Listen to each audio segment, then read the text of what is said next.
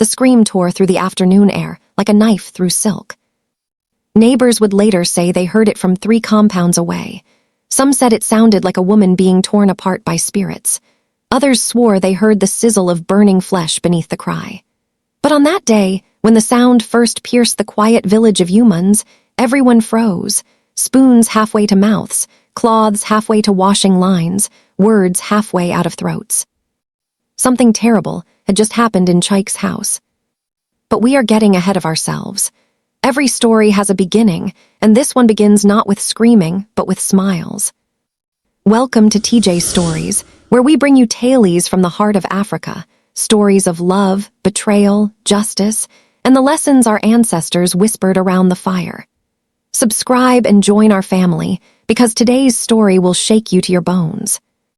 3 months before that scream, Amara arrived at her brother's compound with nothing but a small bag and a heart full of hope. She was 24 years old, with skin the color of rich earth after rain and eyes that carried kindness like a lantern carries light. Her movements were gentle, her voice soft, her laughter rare but beautiful when it came. The kind of woman elders called well-raised, the kind mothers wanted their sons to marry. But Amara's life had not been gentle. She had lost her job at the tailor's shop in the city when Madame Ngozi closed the business without warning.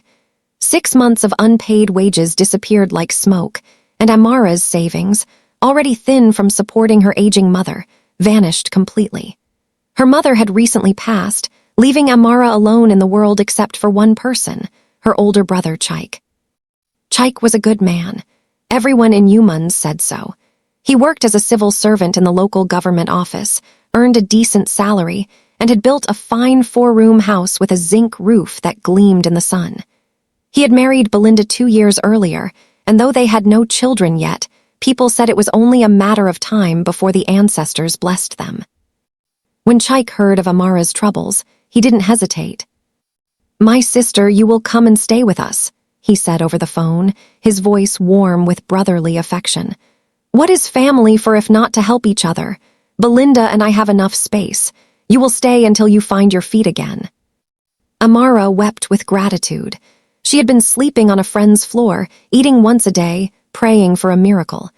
Chike's invitation felt like the hand of God reaching down. She arrived on a bright Saturday morning, carrying her bag and a basket of fruit as a gift. Chike met her at the gate, his face splitting into a wide smile. He was a tall man, broad-shouldered with their father's strong jaw and their mother's gentle eyes. He embraced Amara tightly, lifting her off the ground like she weighed nothing. "My sister, welcome, welcome, you are home now."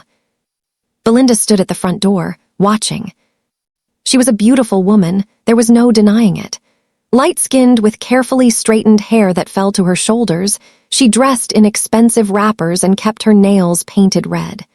She smiled as Amara approached, but the smile didn't quite reach her eyes. "Welcome, my sister," Belinda said, the words correct but the tone flat. "Chike has told me so much about you." Amara bowed respectfully, as a younger woman should. "Thank you, Sister Belinda. I am grateful for your kindness. I won't be a burden, I promise. I will help with everything in the house." Belinda's smile tightened. "We shall see." That first week passed peacefully enough. Chike went to work each morning, and Amara threw herself into making herself useful. She woke early to sweep the compound, prepared breakfast before anyone asked, washed clothes by hand even though there was a washing machine, and cooked dinner with care. Jollof rice, egusi soup, pounded yam, all the meals her mother had taught her. Chike praised her openly. "Belinda, you see, my sister is a blessing. This food tastes like Mama's cooking. I have missed this taste." Belinda said nothing. She ate in silence, her jaw working mechanically. The neighbors noticed Amara quickly. In a village like Humans, everyone notices everything.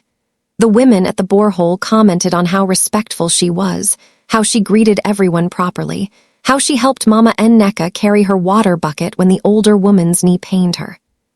"Chike's sister is a good girl," they said. "Well-trained, not like these modern girls who don't know how to greet their elders." "And beautiful too," Mama Nneka added. "Not the fake beauty of creams and makeup. Natural beauty, the kind that comes from a clean heart. These words, meant as compliments, traveled like seeds on the wind. They reached Belinda's ears through her friend Adiz, who repeated them innocently over afternoon tea. Everyone is talking about Amara O. They say she's so humble, so hardworking. Your husband must be so proud to have such a sister. Belinda's teacup froze halfway to her lips. Is that so? From that day, something shifted in the house. It started small. Belinda would ask Amara to redo chores that were already done. This floor is not clean enough, sweep it again. The beans are undercooked, make fresh ones. Why did you use so much soap on the clothes? Are you trying to waste my resources? Amara apologized each time, redoing the work without complaint. She told herself that Belinda was the madam of the house, that it was right to obey, that perhaps she truly wasn't doing things well enough. But the criticism grew sharper. You think you're special because my husband praises your cooking. Let me tell you something, this is MY house. I am the wife here, not you. I know, Sister Belinda, I never meant. Shut up when I'm talking. You come here with nothing, eating my food, using my water, and you want to be forming humble. I see you. I see what you're doing. Amara didn't understand. She wasn't doing anything except trying to help, trying to earn her keep, trying not to be a burden. But Belinda's anger was not rational. It was the anger of a woman who felt her position threatened, who heard her husband's praise of another woman and felt it like a slap, who saw neighbors smile at Amara and felt invisible. Chaik noticed nothing.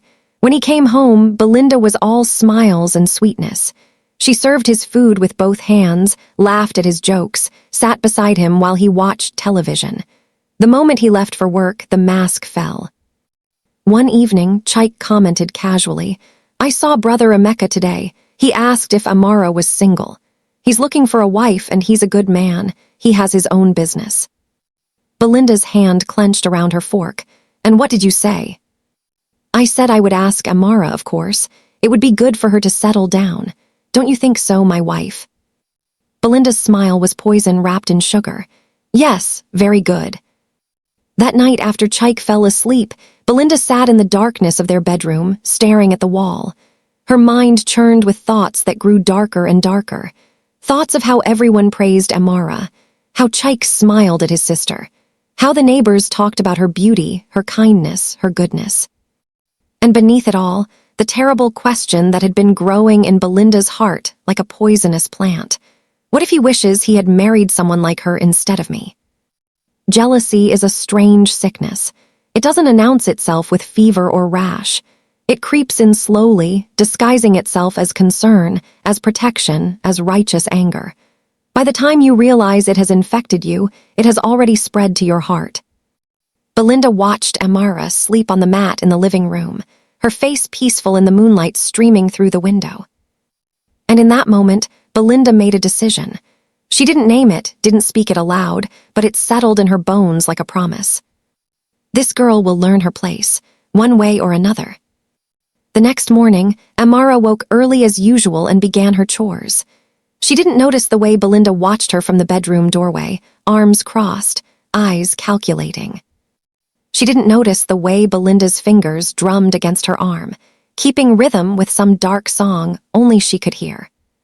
She didn't notice the danger that had crept into the house like smoke under a door. But she would soon. 3 weeks later, on an afternoon when Chaik was away at work and the sun beat down on the zinc roof like a war drum, Belinda called out in a voice that dripped with false sweetness.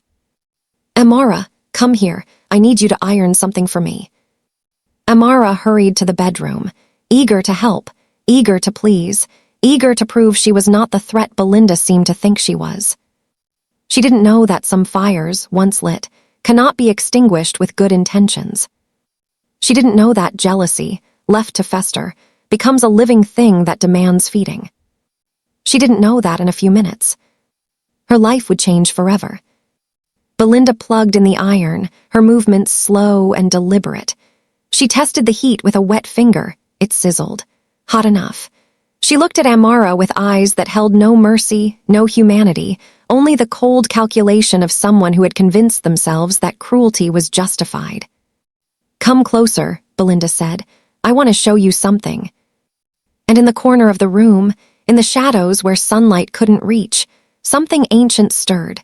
Something that had witnessed human wickedness for generations, that knew what was about to happen, that would record this moment in the invisible book where all injustices are written. The iron glowed red-hot in Belinda's hand. Can jealousy live peacefully inside a home?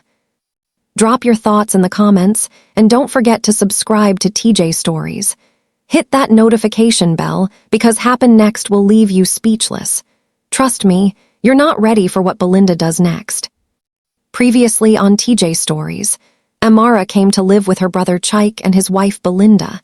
What seemed like a blessing became a nightmare as Belinda's jealousy grew darker each day.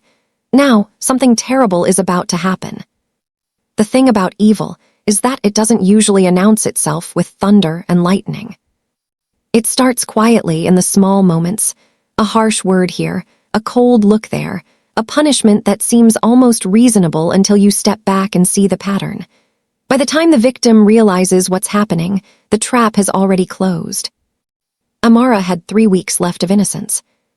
3 weeks of believing that if she just worked harder, was kinder, spoke softer, Belinda would warm to her.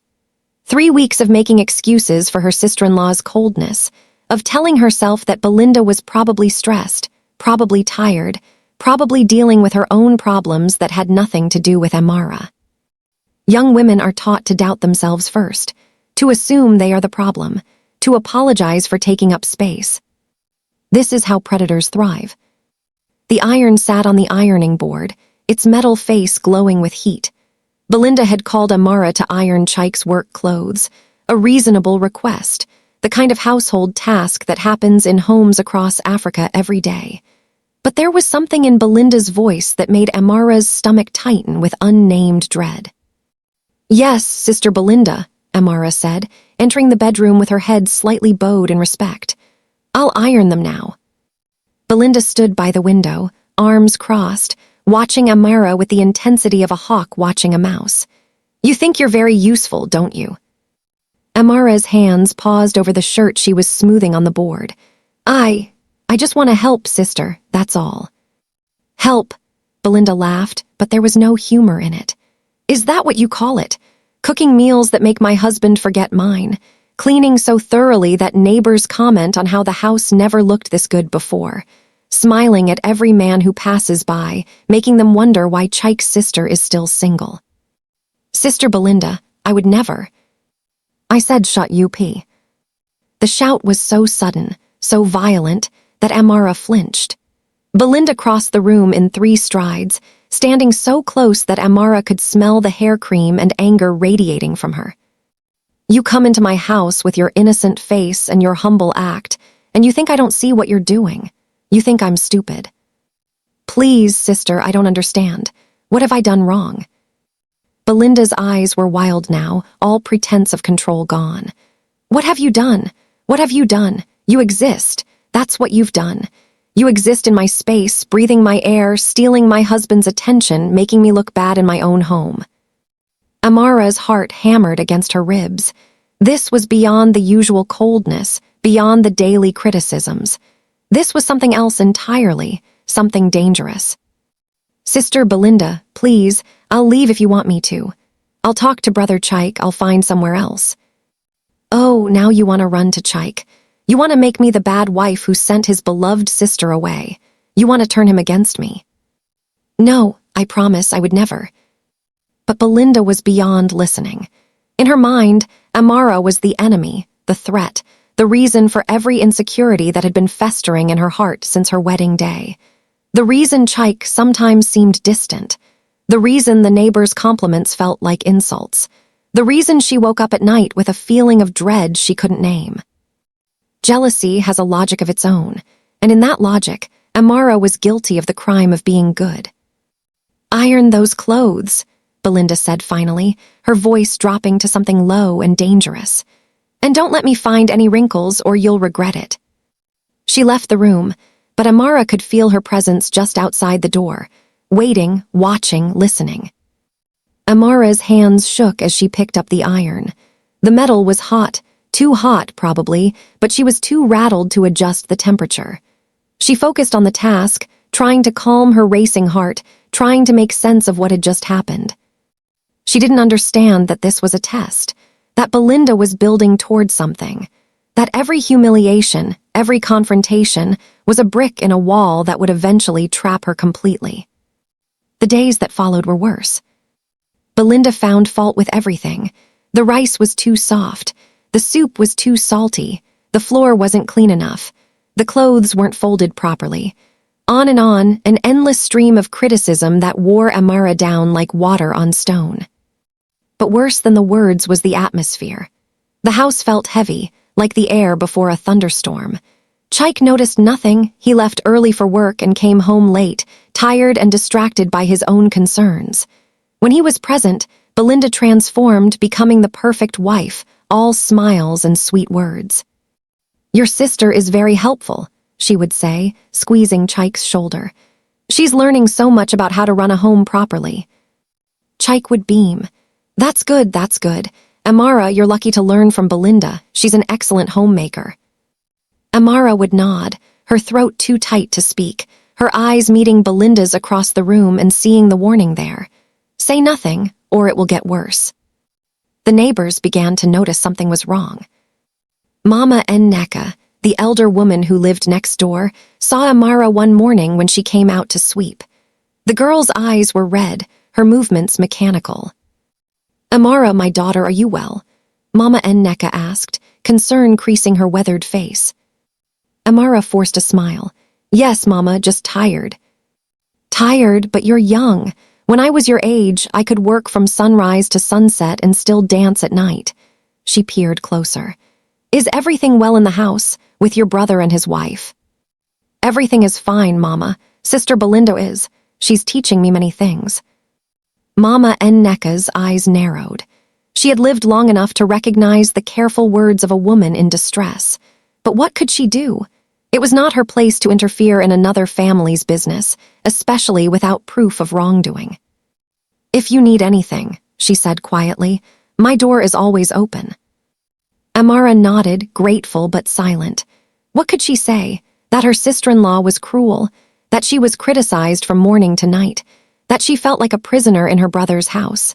These were soft injuries, the kind that left no visible marks. Who would believe her over Belinda, the respected wife of a civil servant? That night, Amara lay on her mat in the living room and prayed. She prayed for patience, for strength, for wisdom. She prayed for things to get better. She prayed for her mother's spirit to guide her. She did not pray for protection. She should have.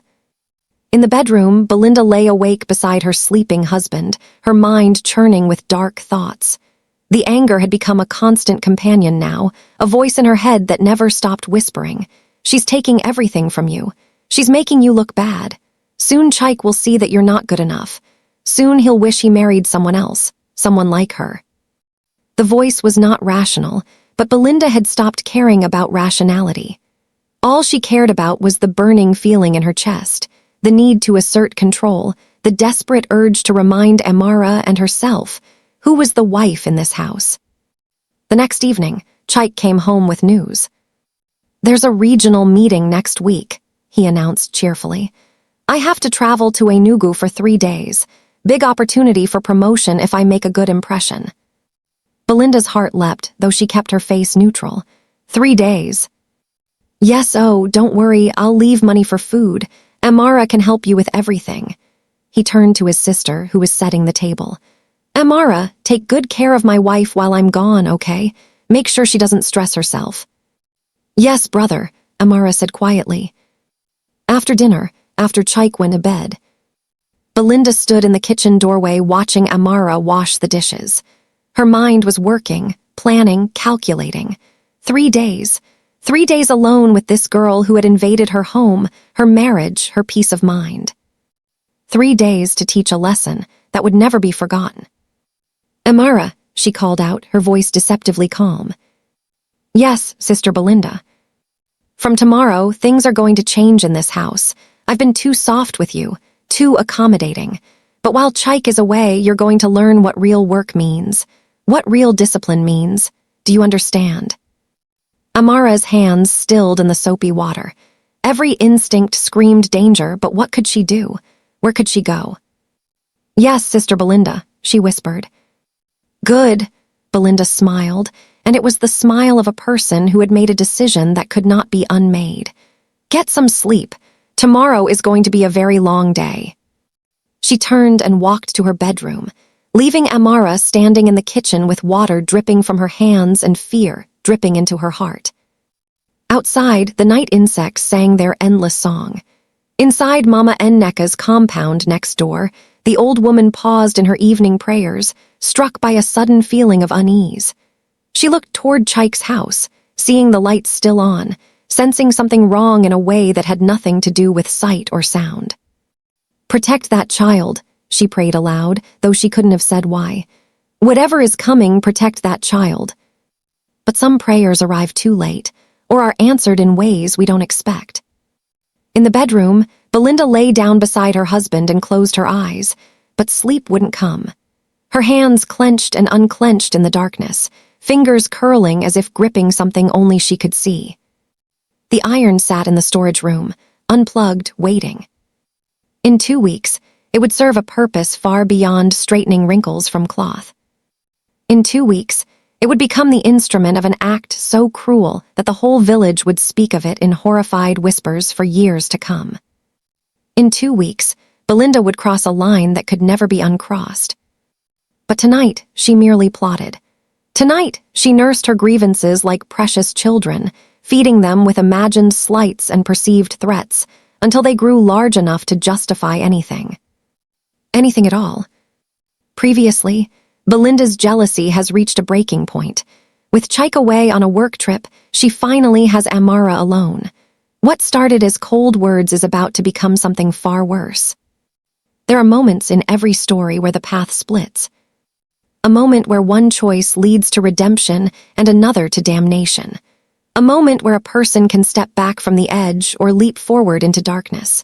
The moment is often quiet, unremarkable, ordinary, until suddenly it isn't.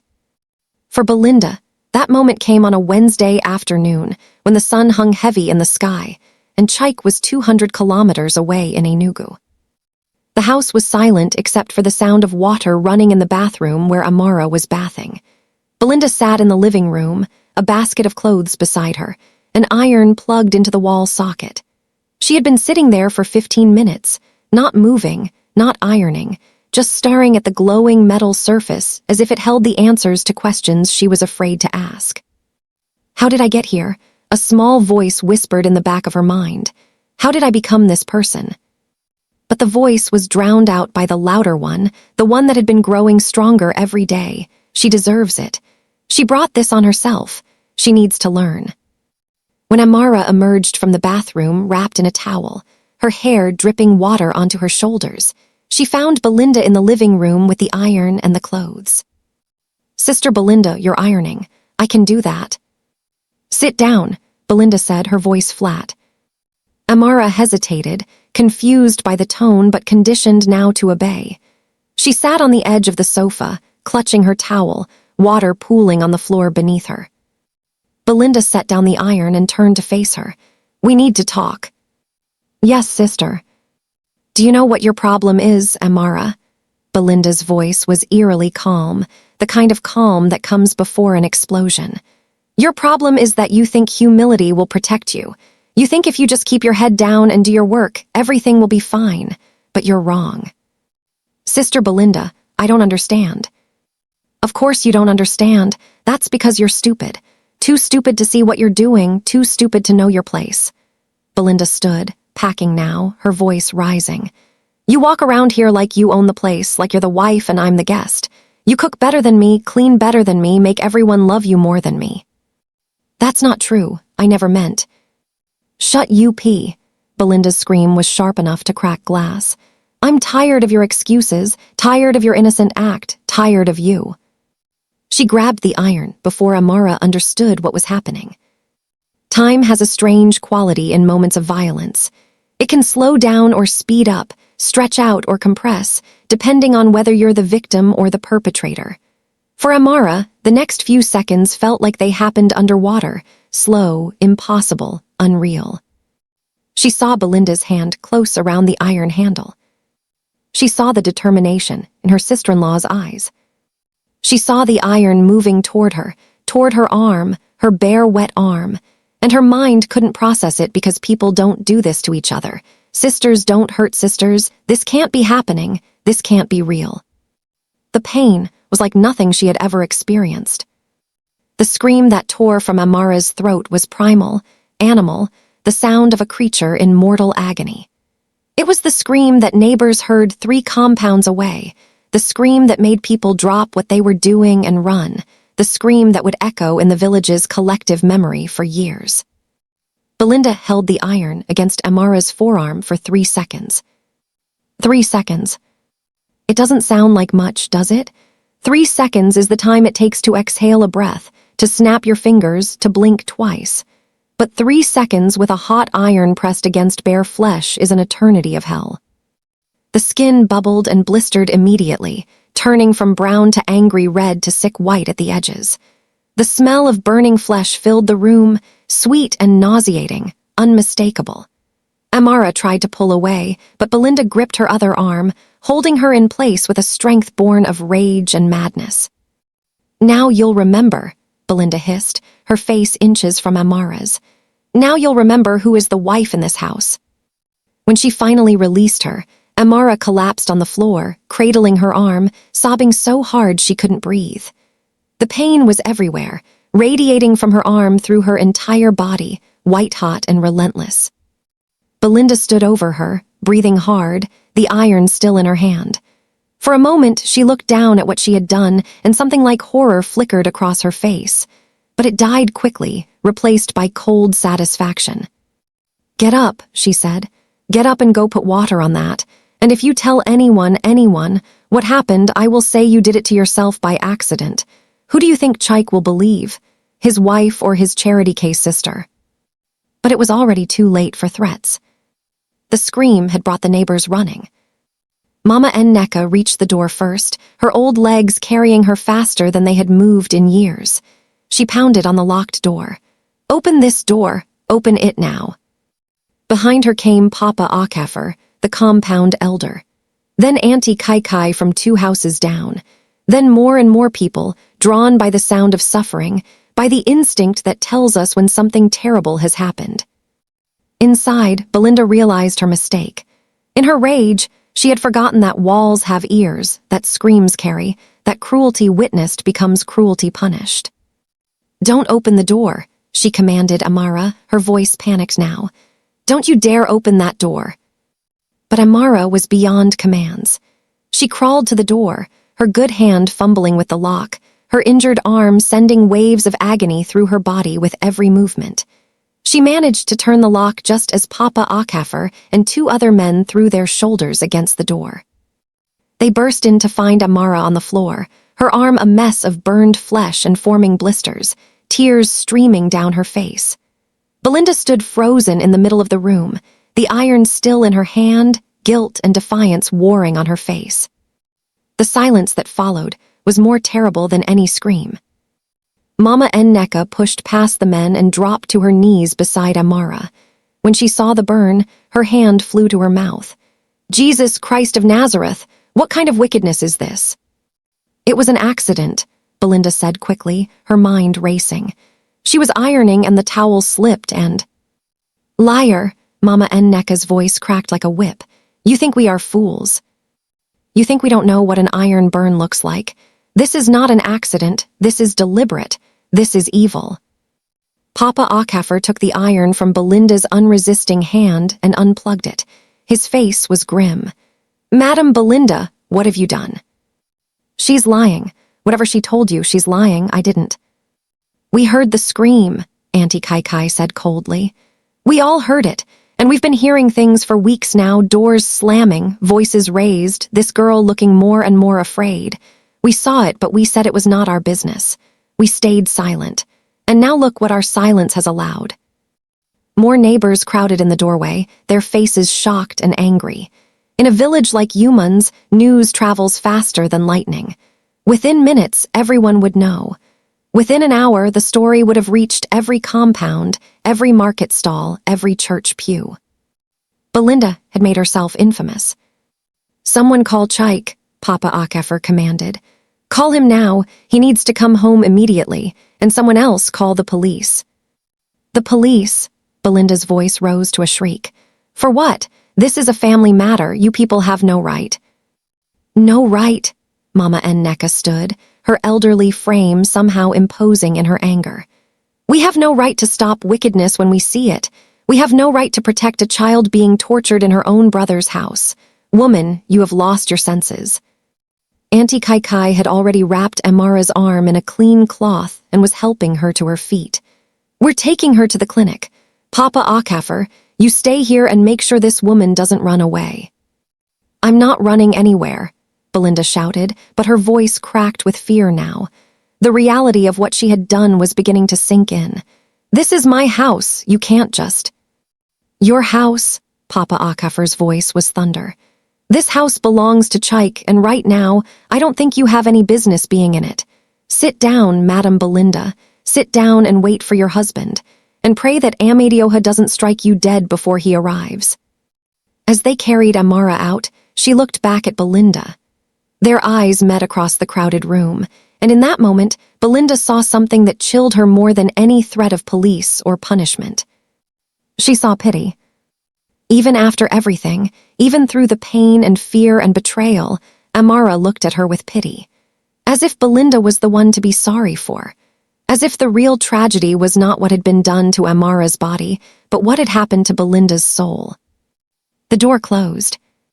Belinda sank onto the sofa, surrounded by hostile neighbors, the iron cooling on the floor beside her, the smell of burned flesh still hanging in the air like an accusation.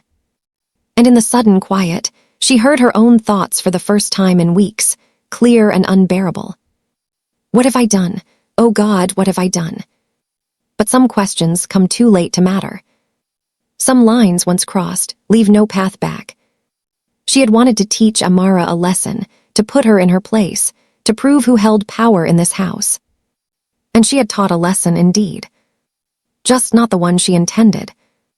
At the clinic, the nurse took one look at Amara's arm and her face went pale. "Who did this to you?" she demanded. Amara opened her mouth to lie, to protect, to hide. Because that's what girls are taught to do, to keep family secrets, to not shame the family name. But Mama Nneka answered before she could speak. Her brother's wife. She held a hot iron to this child's skin deliberately. We saw the evidence, we heard the scream. This is not an accident. This is attempted murder. The word hung in the air like smoke. Murder. Belinda had not thought of it that way. She had thought of it as discipline, as teaching a lesson, as defending her territory. But the law has different words for pressing hot metal against human flesh.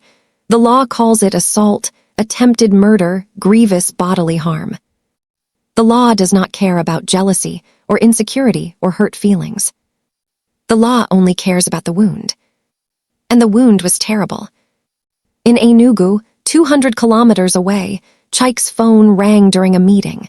He saw it was his neighbor Papa Akefer and stepped out to answer, irritated at the interruption.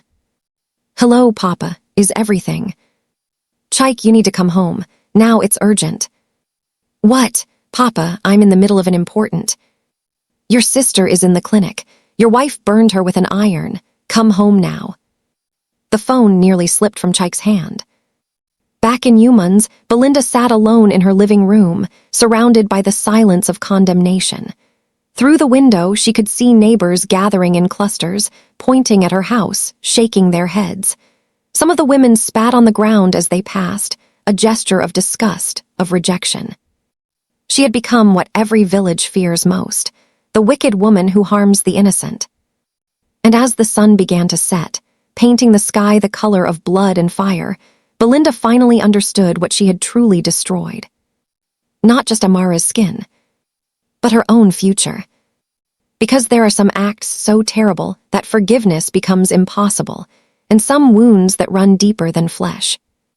The iron sat on the floor where Papa Akefer had left it, innocent looking now, just a household tool. But Belinda would never be able to look at an iron again without seeing what she had become. A monster wearing a wife's face. Previously, Belinda crossed the unforgivable line, burning Amara with a hot iron. The neighbors witnessed the aftermath, and now Chaik is racing home from Enugu. The truth can no longer be hidden. There is a Igbo proverb that says, "Eziokwu bu ndu," truth is life. But our elders also taught us that truth is like a palm fruit. It must be carefully handled, or it will stain everything it touches. And on this night, as Chaik's bus sped through the darkness toward Yuman's, truth was about to stain his entire world red. He arrived at midnight, his body exhausted from the emergency journey, but his mind racing with terrible possibilities. Papa Akafer's words had been brief on the phone, but they were enough to paint a picture Chaik couldn't accept. Your wife burned your sister with an iron. Impossible. Belinda could be moody, yes. She could be sharp-tongued sometimes. But violent, cruel, his Belinda who sang in the church choir and brought food to sick neighbors. No, there had to be a mistake, an accident, a misunderstanding. The house was dark when he arrived, but he could see lights in Mama Nneka's compound next door. He went there first, his footsteps heavy with dread. Mama Nneka opened the door before he could knock. Her face told him everything he didn't want to know. "Where is she?" Chaik asked, his voice hoarse. "Where is Amara?" "Inside, sleeping by God's grace. But Chaik," the old woman's eyes filled with tears. "My son, what I saw today. I have lived 73 years and I have never seen such wickedness. Tell me it was an accident. Please, Mama, tell me." "I cannot tell you lies, Chaik. I wish I could. Come, see for yourself." She led him to the small bedroom where Amara lay on a mat, her arm bandaged heavily, her face pale even in sleep. The nurse from the clinic, a young woman named Blessing, sat beside her, keeping watch. "We gave her strong painkillers," Blessing whispered. "The burn is severe, 2nd degree covering a large area. It will scar." She paused, her professional composure cracking. "Mr. Chaik, I have treated many burns in my career. Kitchen accidents, kerosene stove explosions, children playing with fire. I know what they look like." Her eyes met his. "This was no accident. Someone held that iron against her skin deliberately. The shape is too perfect, too deep. This was punishment." Chaik's legs gave out. He sank to the floor beside his sister's mat, his hands shaking as he reached for her good hand. "Amara," he whispered. "Amara, forgive me." She stirred in her sleep, whimpering, and even unconscious. Her body flinched away from his touch as if expecting more pain. That flinch broke something in Chaik's chest. "Where is my wife?" he asked, his voice strange and cold. "Still in your house," Mama Nneka said. "Papa Akafer and some of the men are watching to make sure she doesn't run. We wanted to call the police immediately, but we decided to wait for you. This is your family matter to handle first." Chaik stood, and those who knew him would not have recognized the expression on his face. Gone was the gentle, trusting brother. In his place stood a man who had just discovered that he had brought a viper into his home and left his sister alone with it. "I need to see my wife," he said quietly. "Alone." "Chaik," Mama Nneka began, concerned. "Alone, Mama, please." They watched him go, this man who had always smiled easily, who had always seen the best in people, who had trusted without question. They watched him walk toward his house with the gait of someone going to bury a loved one. Because in a way, that's exactly what he was doing. Belinda had been sitting in the same spot for 8 hours. She had not eaten, had not drunk water, had not moved except to use the bathroom, and then only because Papa Akafer had briefly stepped outside to give her privacy. The other men, 3 of them, sat in her living room like sentries, their faces carved from stone. No one spoke to her. She was alone with her thoughts, and her thoughts were a hell far worse than anything the village could inflict. She kept seeing Amara's face, kept hearing the scream, kept smelling the burning flesh. Her hands trembled constantly, as if the iron was still in them, still glowing hot, still carrying the weight of what she had done. What have I become? The question circled endlessly in her mind. What kind of woman burns another person? What kind of monster did I turn into? But beneath the horror and guilt, there was still a small, vicious part of her that whispered, "She deserved it. She was taking everything from you. You had to do something." That voice terrified her more than anything else, because she recognized it now for what it was. Not truth, not justified anger, but sickness. A sickness of the soul that had been growing for months, fed by insecurity and fear and jealousy, until it consumed everything good in her. When the door opened and Chaik walked in, Belinda's first impulse was relief. Her husband was home. He would understand. He would protect her. He would. But the look on his face killed that hope instantly. "Everyone out," Chaik said to the men. "Give us 10 minutes. Papa Akefer hesitated. "Chaik, are you sure?" 10 minutes, please."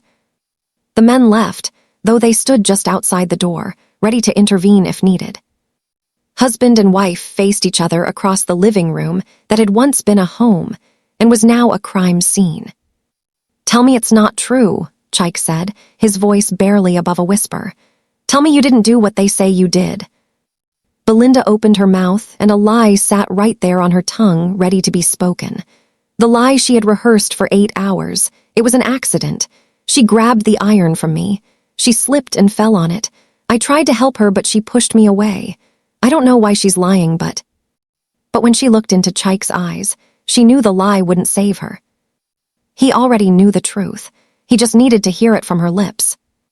"I did it," she heard herself say, and her voice sounded distant, like it belonged to someone else. "I burned her." The silence that followed was absolute. Chaik stood frozen, his face draining of color. For a moment, Belinda thought he might faint. Then his expression hardened into something she had never seen before, cold, final, unforgiving. "Why?" The word came out broken. She was." Belinda struggled to find words that would make sense, that would explain the inexplicable. "She was taking over everything. The neighbors loved her more than me. You praised her cooking more than mine. Everyone talked about how wonderful she was, and I disappeared. In my own house, I became invisible." "So you burned her." Chaik's voice was flat. "Because people complimented her cooking, because neighbors smiled at her, because I appreciated my sister's help. You took a hot iron and pressed it into her flesh." Laid out like that, in his cold, clear words, it sounded insane. It sounded evil. Because it was. "I didn't plan it," Belinda whispered. I was so angry, and the iron was there, and You held it there for 3 seconds. Chaik's voice cracked. "The nurse said the depth of the burn means you held it there for at least 3 seconds. Do you know how long 3 seconds is when you're being tortured? When someone you trusted, someone you lived with, someone who was supposed to be your family is causing you unimaginable pain." Belinda's face crumpled. Tears streamed down her cheeks, but they felt meaningless now, too little and too late. "I'm sorry," she sobbed. "Chaik, I'm so sorry. I don't know what came over me. I wasn't thinking." "You weren't thinking." Chaik laughed, and it was the most terrible sound. "For weeks, you tormented my sister. For weeks, you made her life hell while I was at work, while I trusted you to treat her with kindness. And today, you burned her like an animal because you felt jealous. And now you say you weren't thinking." "Please, Chaik, please." "I loved you," he said, and the past tense hung in the air like a death sentence. "I chose you above all others. I brought you into my family. I trusted you with my home, my future, my sister, and you repaid that trust with cruelty I cannot even comprehend." Belinda reached for him, but he stepped back as if her touch would contaminate him. "Don't," he said coldly. "Don't touch me, you disgust me." The words hit Belinda like physical blows. She had destroyed many things today, Amara's skin, the neighbor's respect, her own conscience. But this was the moment she truly understood what she had lost. Her marriage was over. Not because of divorce papers or legal separation, but because something essential had died in Chaik's eyes when he looked at her. The love was gone. The trust was ashes, and nothing she could say or do would bring them back. "The elders will convene tomorrow," Chaik said, his voice mechanical now, devoid of emotion. "They will decide what happens next, but regardless of what they say, you need to understand something, Belinda." He leaned closer, and she could see the pain beneath his anger, the betrayal that would scar him as surely as the iron had scarred Amara. "You will never touch my sister again. You will never speak to her again. And when this is over, whether the police take you or the elders punish you, you will leave my house and you will never come back." "Chike, no, please, this is my home." "Your home?" His voice rose for the first time. "You destroyed this home. You burned it down just as surely as if you'd set it on fire. This house will never be a home again because every time I walk through that door, I will remember what you did here." His chest heaved with emotion. Then, more quietly, "Pack your things. You'll sleep at your parents' house tonight. The elders will send for you tomorrow." "My parents? Chike, I can't tell them what I did. They'll what? Disown you? Be ashamed of you?" Chike's smile was bitter. "Good, they should be. I am." He turned to leave, then paused at the door.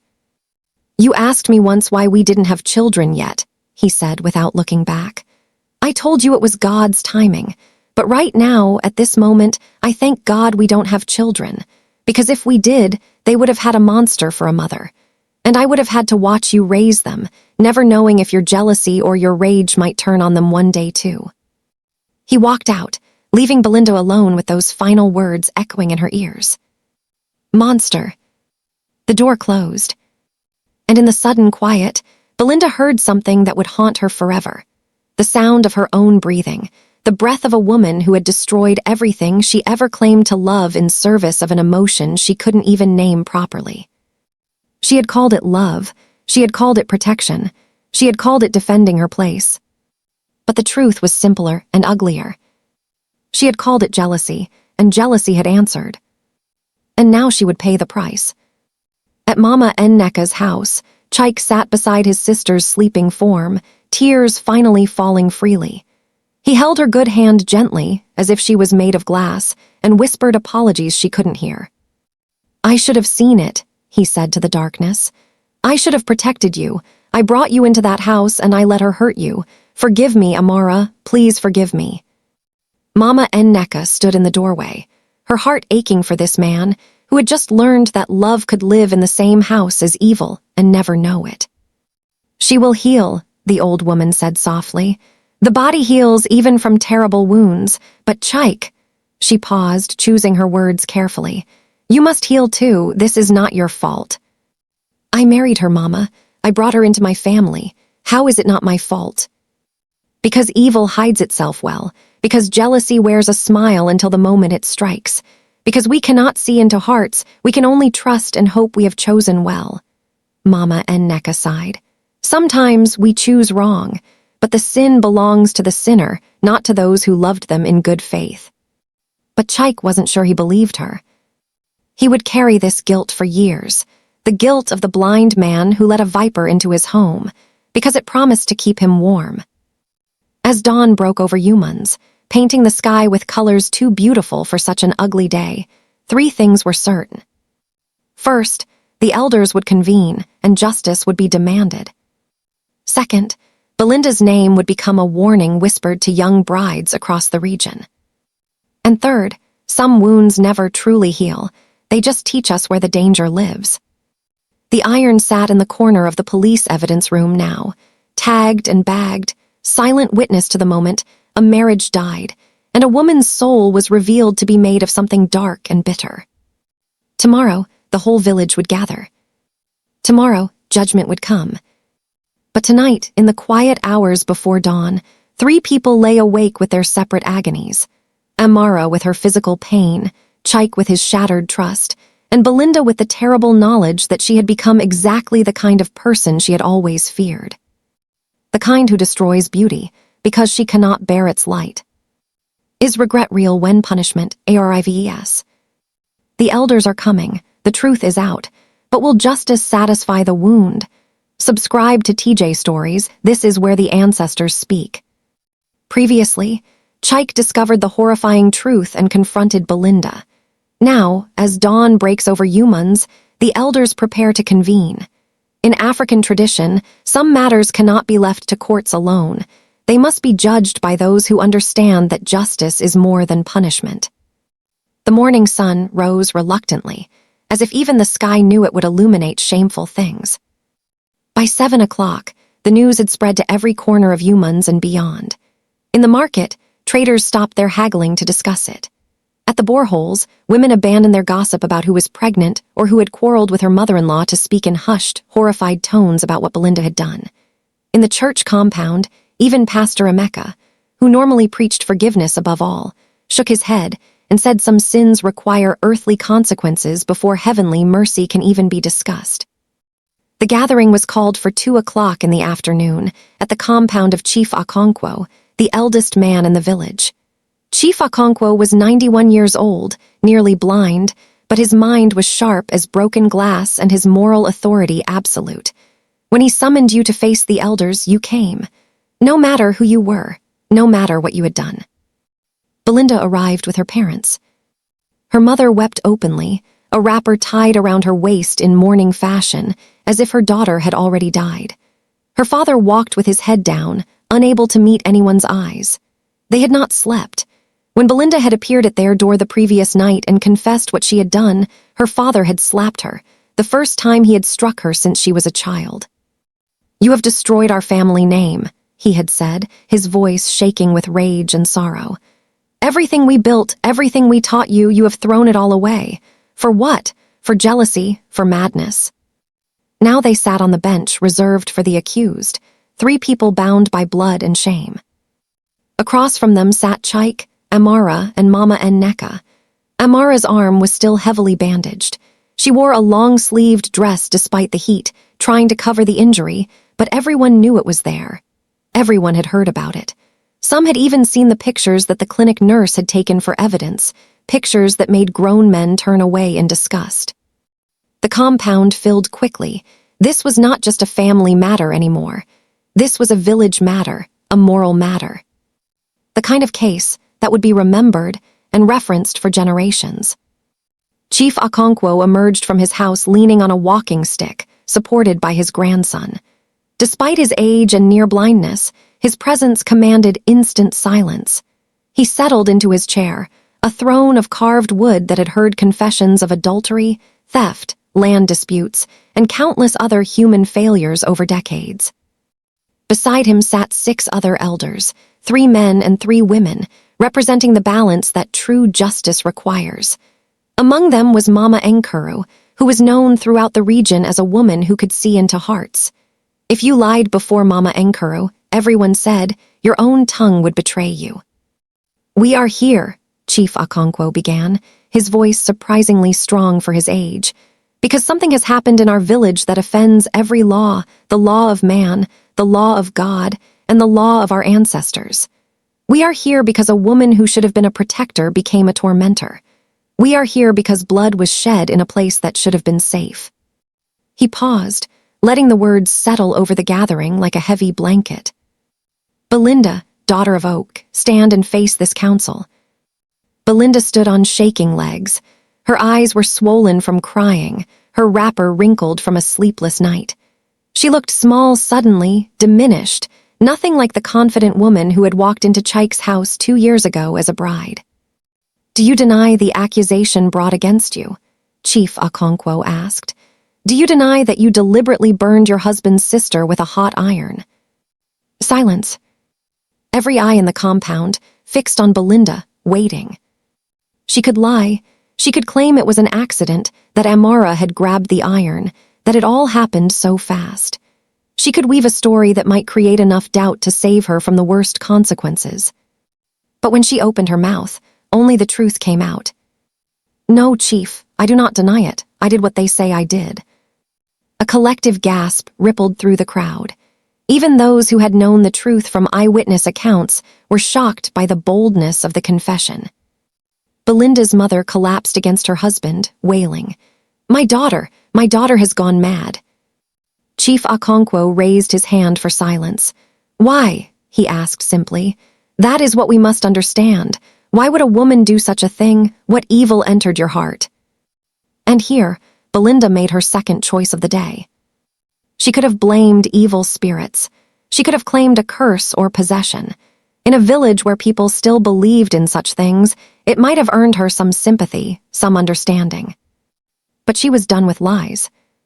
"Jealousy, Chief," she said, her voice barely audible. "I was jealous of her. She came to live in my house and everyone loved her. Everyone praised her. My husband praised her. And I felt like I was disappearing, like she was taking my place." "So you burned her," Mama Enkuru said, her voice sharp as a blade.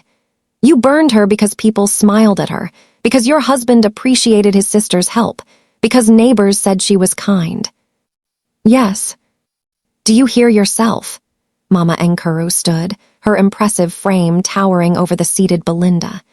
"Do you hear the poverty of your reason? You tortured an innocent girl because you felt insecure, because you could not control your emotions, because you chose jealousy over humanity." Belinda crumbled under the words. I know it was wrong. I know I became something terrible. I don't know how to explain it, how to make anyone understand." "That is because there is no explanation that satisfies," Chief Okonkwo said quietly. "There is no understanding that makes this acceptable. You crossed a line that civilized people do not cross, Belinda. You became a torturer in your own home." He turned his milky eyes toward Amara. "Child, stand and show us your wound." Amara hesitated, tears streaming down her face. She didn't want to expose her injury to this crowd, didn't want to be the victim on display. But Mama Nneka squeezed her good hand encouragingly, and slowly, Amara stood and began to unwrap the bandages. The gasps were louder this time. The burn was an angry red and white mess, shaped exactly like the base of an iron. Blisters had formed and broken. The skin was damaged so deeply that even with the best treatment, it would scar permanently. A mark she would carry for life. A mark of her sister-in-law's hatred. Several women in the crowd began to cry. One man stood and walked away, unable to bear the sight. Chief Okonkwo's face remained impassive, but those close to him saw his jaw tighten. "Cover yourself, child. We have seen enough." As Amara rewrapped the bandages with shaking hands, Chief Okonkwo spoke again. "In my 91 years, I have seen much wickedness. I have seen men kill over land. I have seen women poison co-wives. I have seen children betray parents and parents abandon children. But this," he paused, struggling for words, "this is a special kind of evil. This is the evil that lives in the same house as its victim, that smiles and serves food and pretends to be family while planning cruelty. This is the evil that our ancestors warned us about when they said, 'The enemy that shares your roof is more dangerous than the one who sleeps in the forest.'" He turned to the other elders. "Let us deliberate." The 6 elders rose and walked to the side of the compound, speaking in low tones. The crowd waited in tense silence. This was not a quick process. African justice takes time because it seeks not just punishment, but restoration of moral balance. After 30 minutes, they returned. Mama Enkuru spoke first, addressing Chaik. "Chaik, son of our village, you have suffered a terrible betrayal. Your wife, whom you trusted, has violated every sacred duty. She has harmed your blood, damaged your family honor, and destroyed the peace of your home. What do you want from this council?" Chaik stood. His voice was steady but filled with pain. "I want justice for my sister. I want Belinda to face consequences for what she did, legal consequences, not just our traditional judgment. But more than that." He paused, looking at his wife, his soon-to-be former wife, with something like pity. "I want her to get help, because the woman who did this is not the woman I married. Something is broken inside her, and it needs to be fixed before she destroys anyone else." It was a generous statement, more generous than many thought Belinda deserved. Chief Okonkwo nodded slowly. "You speak with wisdom and mercy, but what about you, Amara? You are the one who bears the wound. What do you say?" All eyes turned to Amara. She stood slowly, cradling her injured arm, her young face aged by pain and trauma. When she spoke, her voice was soft but clear. "I don't understand why she hated me so much," she said. "I tried to be respectful. I tried to help. I tried to stay out of her way, but nothing I did was ever enough. And now I will carry this scar forever, and every time I look at it, I will remember the day I learned that family can be more dangerous than strangers." She paused, wiping tears from her face. "But I don't want revenge. I don't want to see her suffer the way she made me suffer. I just want her to stay away from me. forever. And I want other women to hear this story and learn from it. Learn that jealousy, if you feed it, if you let it grow, will turn you into a monster." The elders nodded approvingly. Mama Enkuru smiled for the first time that day. "You have your mother's wisdom, child. She would be proud of how you have handled this." Chief Okonkwo struck his walking stick against the ground 3 times, the signal that judgment was about to be pronounced. "Belinda, daughter of Oak, this council finds you guilty of grievous assault against a member of your own family. You have violated every code of hospitality, every duty of sisterhood, every principle of our culture. You have brought shame not only to yourself, but to your family name, to your marriage, and to this village." He paused, letting the weight of the words sink in. "Therefore, we pronounce the following judgment. First, your marriage to Chaik is dissolved, effective immediately. You will return to your father's house. Chaik owes you nothing, no share of property, no support, nothing. You forfeited all marital rights when you committed this act. Second, you will compensate Amara for her medical treatment, both current and future, including any plastic surgery that might reduce the scarring. This is not negotiable. Third, you will publicly apologize to Amara, to Chaik, to your own family, and to this village for the shame you have brought upon us all. Fourth, we are referring this case to the police for criminal prosecution. Assault with a weapon, and that iron was a weapon, carries serious penalties under Nigerian law.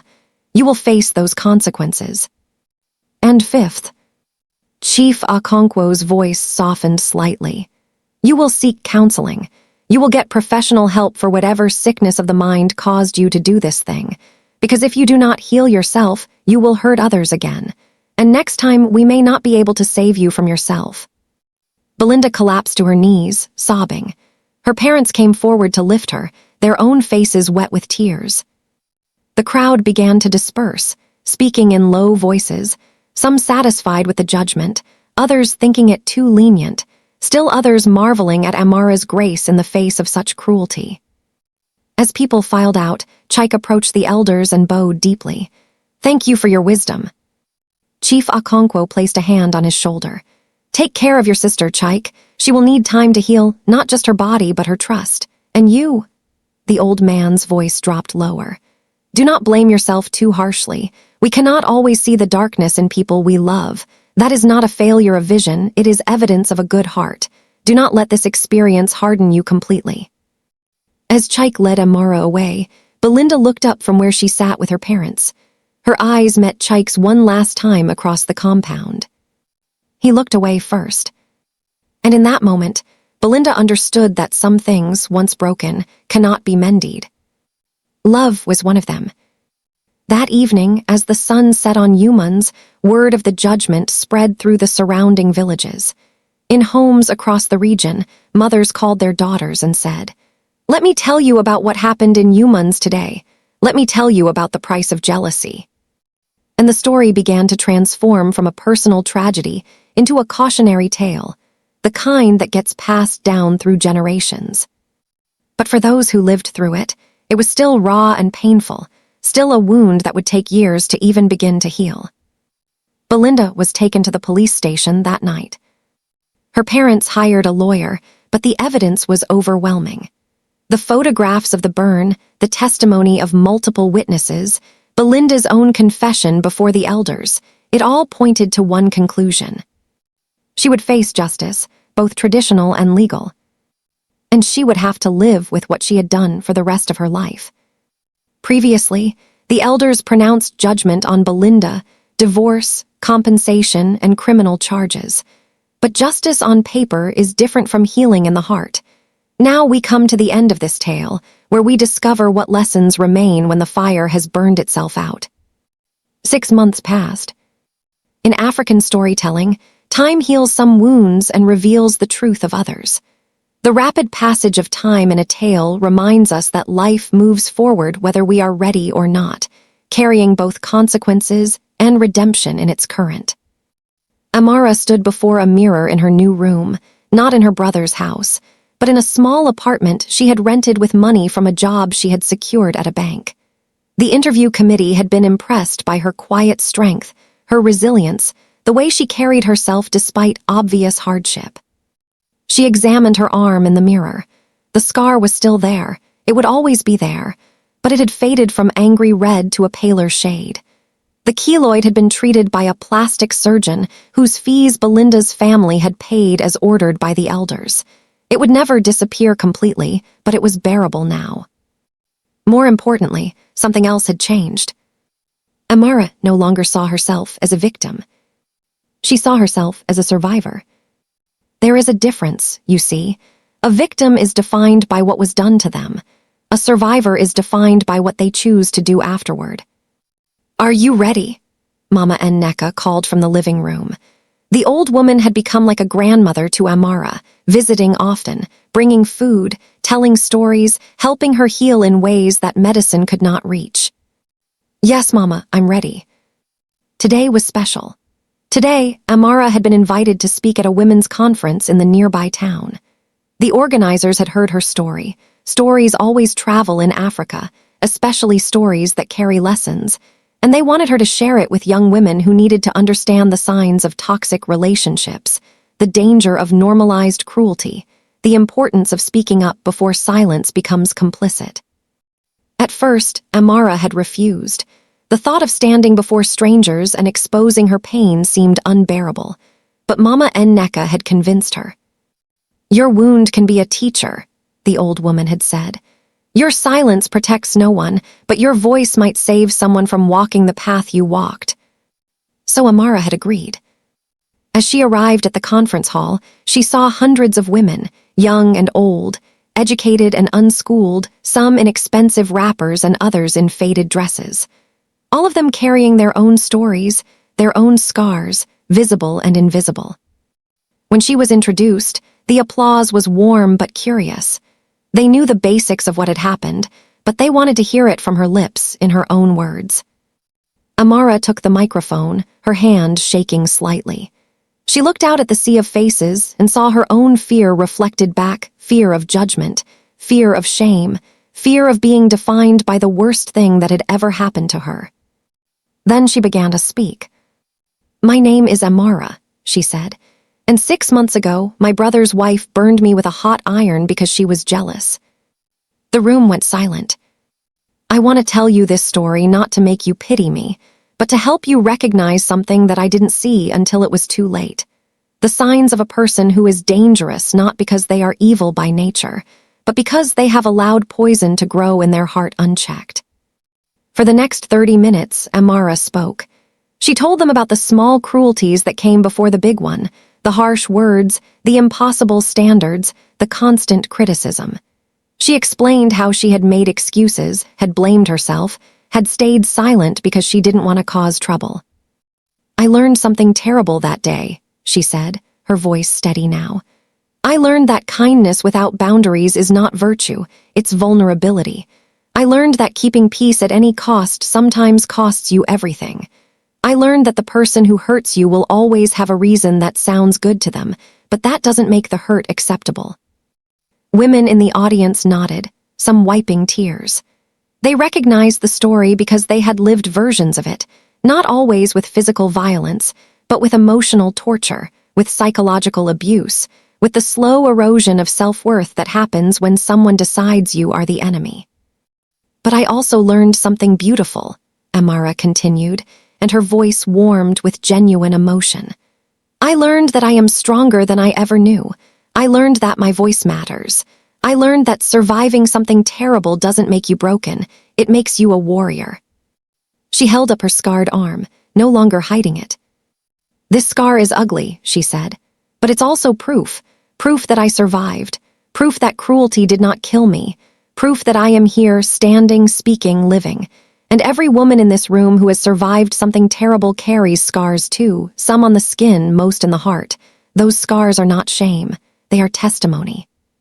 The applause was thunderous. After her speech, women lined up to speak with her, to share their own stories, to thank her for giving voice to pain they had carried in silence. Some showed their own scars, cigarette burns from angry husbands, belt marks from violent fathers, the invisible wounds of words that cut deeper than any blade. Mama Enneka stood at the back of the hall, tears streaming down her weathered face, proud beyond measure of this young woman who had transformed her trauma into teaching. That evening, as they returned to Yuman's, Amara asked the question she had been holding for months. "Mama, do you think Belinda has changed?" Mama Enneka was quiet for a long moment. "I don't know, my daughter, I hope so. But change is a difficult thing, especially when it requires someone to look honestly at the monster they became." They both knew that Belinda had been sentenced to 18 months in prison for assault. The judge had been harsh, saying that domestic violence, whether between spouses or family members, would not be tolerated in a civilized society. Belinda's lawyer had argued for leniency, pointing to her remorse, her clean record, her youth. But the judge had looked at the photographs of Amara's burn and said simply, "Actions have consequences. Perhaps time in prison will teach her what her upbringing did not, that other people are not toys to break when you feel frustrated." Belinda was now 6 months into that sentence. She had sent letters to Amara, 3 of them. Amara had read the first one and put the others aside, unopened. The first letter had been full of apologies, of explanations, of desperate pleas for forgiveness. But Amara wasn't ready. Maybe she never would be. And that was okay too. Forgiveness, Mama Enneka had told her, is not something you owe to your abuser. It's something you give yourself when carrying hatred becomes too heavy. But it must come in its own time if it comes at all. No one can force you to forgive, not even God. Meanwhile, Chaik had his own journey of healing. He had moved to a new house, unable to bear living in the place where his sister had been tortured. He threw himself into his work, earning a promotion that he barely celebrated. At night, he lay awake replaying all the signs he had missed: Belinda's coldness, Amara's growing fear, the subtle ways the household had become toxic while he remained oblivious. The guilt was a constant companion. One evening, Amara visited him for dinner. It was the first time they had shared a meal in his new place. The conversation was careful at first, dancing around the elephant in the room, until finally Chaik set down his fork and said what he had been holding for months. "I failed you, Amara. I brought you into that house, and I didn't protect you. I will carry that shame for the rest of my life." Amara reached across the table and took his hand, her scarred hand holding his trembling one. "Brother," she said gently, "you didn't fail me. You trusted someone you loved. That's not a failure, that's being human. Belinda is the one who failed.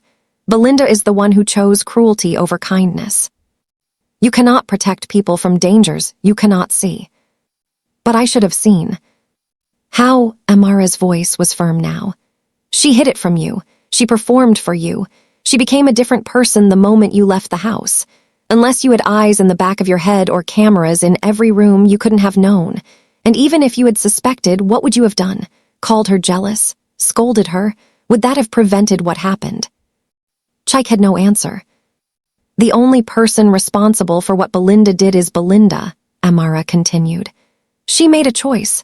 She chose violence, and now she's facing the consequences of that choice. But you, brother, you need to forgive yourself, because I have already forgiven you." Those last words broke something open in Chaik's chest. He wept like he hadn't wept since he was a child, and Amara held him, this strong man who had tried so hard to be everything to everyone and felt like he had failed catastrophically. They healed together that night, brother and sister, bound by blood and trauma and the determination to not let bitterness poison what remained of their lives. As the months continued to pass, the story of what happened in Chaik's house became woven into the fabric of Yuman's oral history. Elders used it to teach young women about the dangers of unchecked jealousy. Mothers used it to remind their daughters that marriage was not a competition, that another woman's gifts did not diminish their own. Pastors used it to preach about the importance of emotional health, about seeking help before anger turned into action, about the difference between feeling jealous, which is human, and acting on jealousy, which is sin. And slowly, painfully, the story transformed from a scandal into a proverb. "Do not feed the snake of jealousy," elders began to say, "or one day it will turn and bite you." The home that ignores injustice invites fire to its roof. When you burn another person, your own hands carry the scar forever.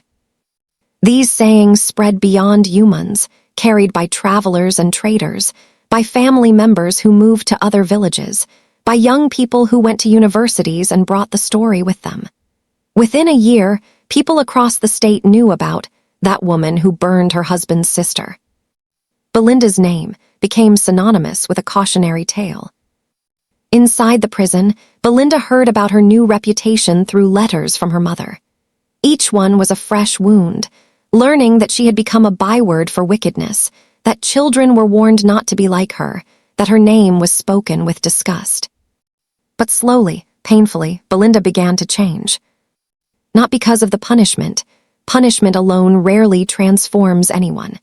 But because in the forced silence and isolation of prison, with no one to perform for and nowhere to hide from herself, Belinda had to finally confront the truth of what she had become.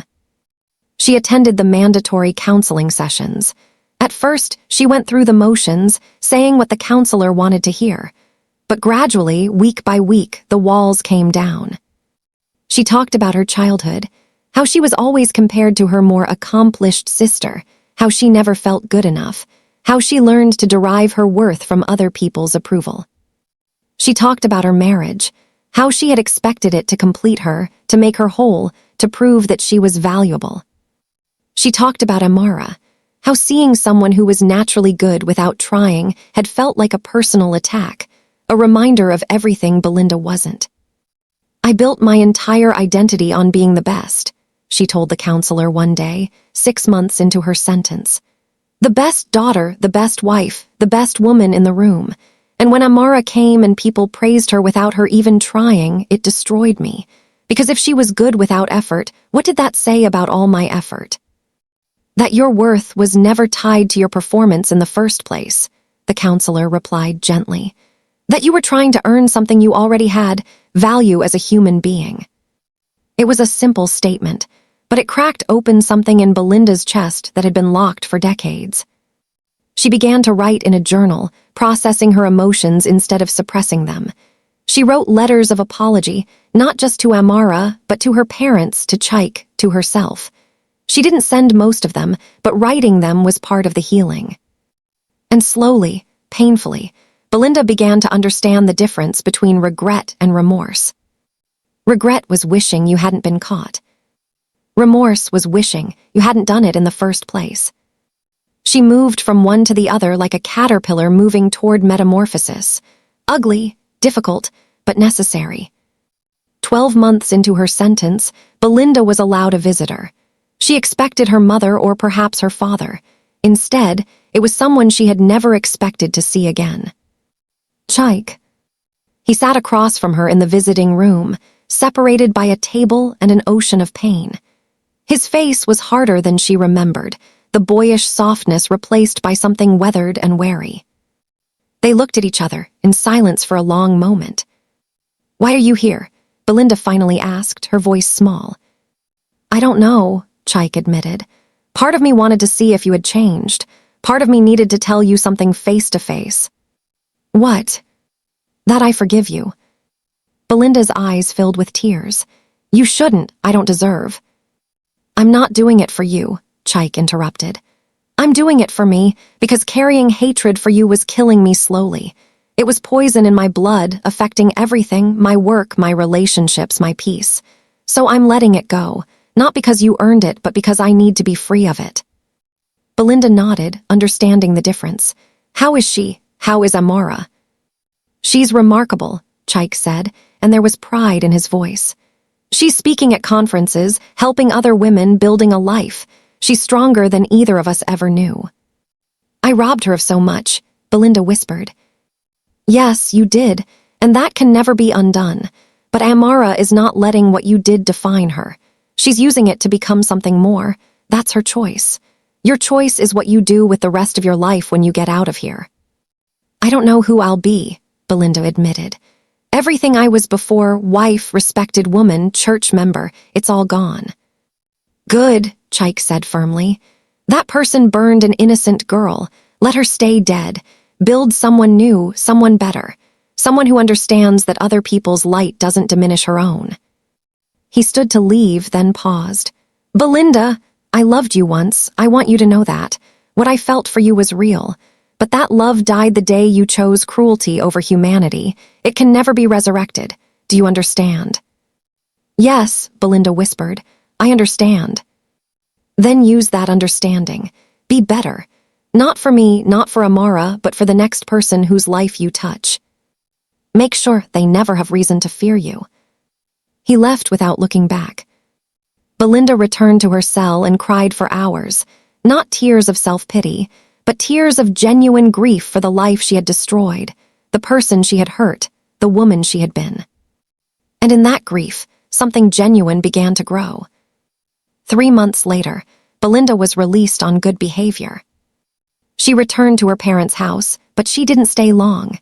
The judgment in the eyes of villagers, the whispers that followed her, the children who were warned away from her, it was too much. She moved to Lagos, to the anonymity of a city where no one knew her story. She found work in a factory, humble work that paid little but asked no questions. She rented a single room and lived simply, quietly, trying to rebuild a life from ashes. She never tried to contact Amara again. That door was closed, and she accepted it.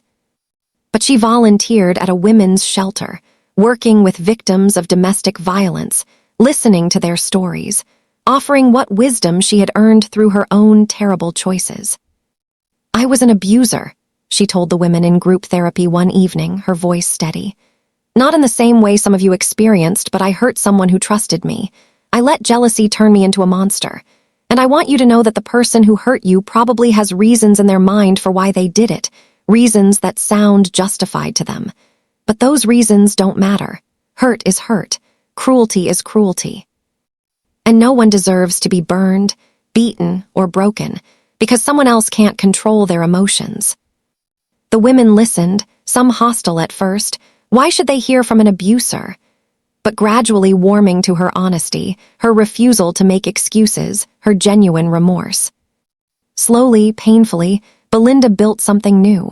Not redemption exactly. Some acts are too severe for full redemption, but a life of service that at least counted for something. She would never be who she was. That woman was dead and buried.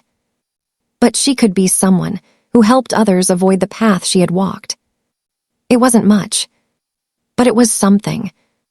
Back in Humans, 2 years after the burning, Amara stood in front of a new house, small but hers, paid for with her own salary, built with her own determination.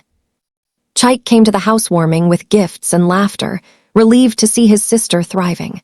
Mama Nneka brought a pot of soup and blessings. Neighbors came with congratulations and genuine warmth. As Amara stood in her living room, surrounded by people who loved her, she looked down at her scarred arm. The mark was permanent. Plastic surgery could only do so much. She would carry it forever. But she had stopped seeing it as a symbol of her victimization.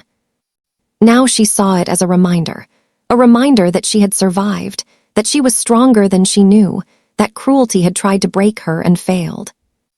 Amara, Mama Nneka said, pulling her aside, I want to tell you something the elders have decided. What is it, Mama?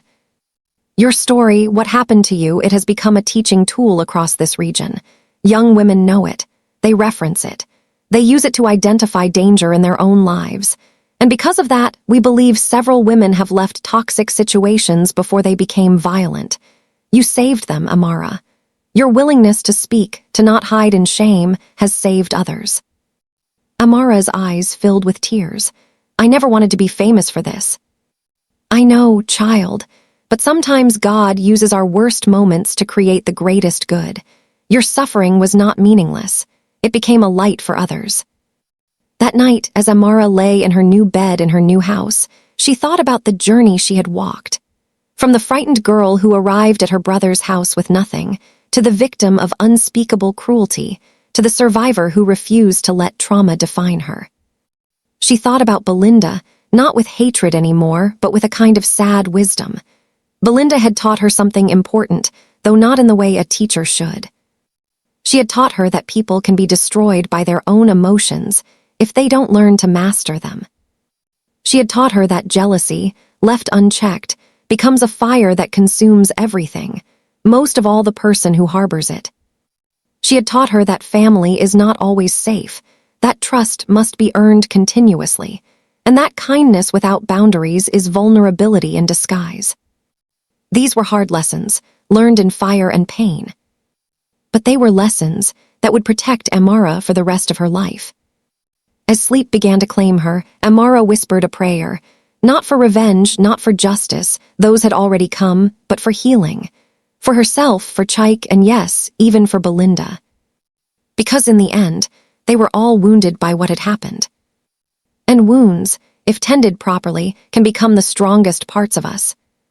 The next morning, in a village gathering, Chief Okonkwo stood before a group of young couples preparing for marriage. At 93 now, his time was growing short, but his voice was still strong. "Let me tell you a story," he began, "about a woman who came to her brother's house with innocent hands." And the story was told again, passed down, preserved in the oral tradition that had kept African wisdom alive for millennia. But this time, Chief Okonkwo added a new ending, an ending only time had revealed. The woman who was burned became a teacher. The woman who burned became a lesson. The brother who was blind became watchful, and the village that witnessed evil learned to recognize it before it struck again. He paused, letting his words settle over the young couples. "Remember this, children. The home that ignores injustice invites fire to its roof. The marriage that tolerates cruelty becomes a prison, and the person who feeds jealousy will eventually be consumed by it." He looked at each face, young and hopeful, preparing to build new homes and new lives. Build your marriages on truth, not performance. Build them on honest communication, not silent suffering. Build them on mutual respect, not competition. And if you see darkness growing in your heart, jealousy, rage, bitterness, do not hide it. Seek help. Talk to elders. Talk to counselors. Talk to your God. Because untreated wounds in the soul become weapons that hurt everyone around you. The young people nodded solemnly, understanding that they had just received wisdom bought with blood and fire. As the gathering dispersed, one young woman approached Chief Okonkwo privately. "Chief," she said hesitantly, "I have been feeling jealous of my husband's attention to his sister.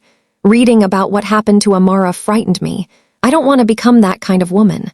What should I do?" Chief Okonkwo smiled, pleased. This was the fruit of the story, not just warning but prevention. "Child," he said gently, "the fact that you recognize it and seek help means you are already walking a different path than Belinda walked. Come. Let me connect you with Mama Nkuru. She counsels women on these matters. And remember, feeling jealous is human. Acting on jealousy with cruelty is choice. You can choose differently." The young woman left with hope instead of shame, with help instead of silence. And that was how Amara's story saved another life. Years would pass, decades. The principles would age and eventually die, as all humans do. But the story would remain. Passed from grandmother to granddaughter. From mother to son. From elder to youth.